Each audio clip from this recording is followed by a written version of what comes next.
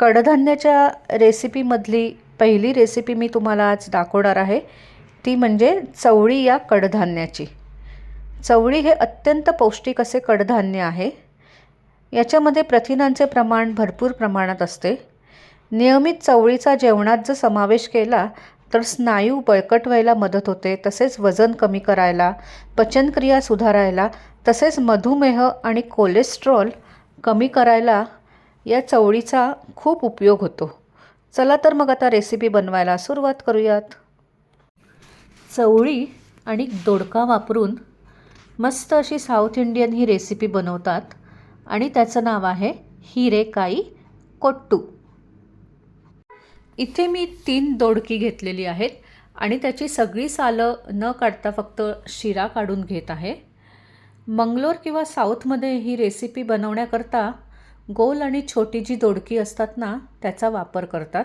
पण आपल्याकडे ती दोडकी मिळत नसल्यामुळे मी नेहमीची लांबडीच दोडकी वापरली आहेत. अशा प्रकारे सगळी दोडकी चिरून घेतलेली आहेत.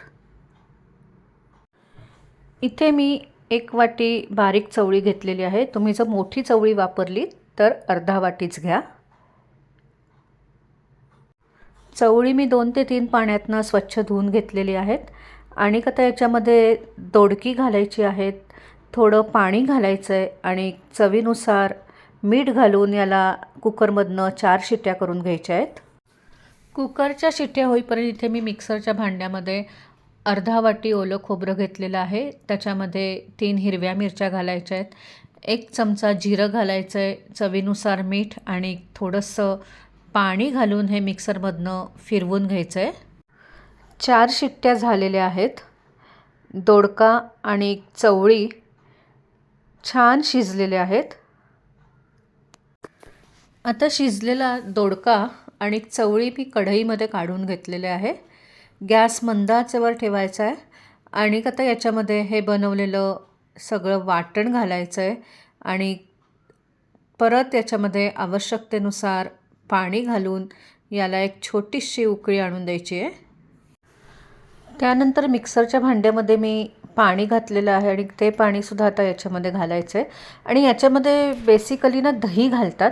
तर मी अर्धा वाटी दही घेतलेलं आहे. त्याच्यामध्ये पाणी घालून याला ताकासारखं बनवून ते याच्यामध्ये घातलं आहे.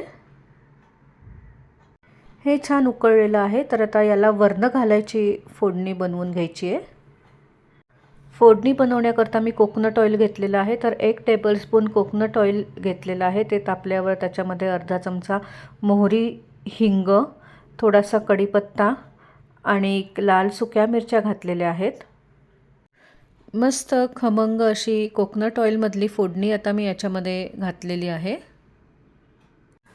मस्त पारंपरिक असे हिरेकाई कोट्टू तयार झालेला आहे.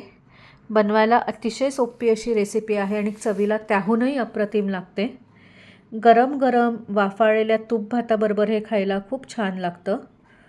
आज मी तुम्हाला चवळी हे कडधान्य वापरून ही रेसिपी दाखवलेली आहे. तेव्हा तुम्ही ही नक्की करून बघा. धन्यवाद. Bye bye.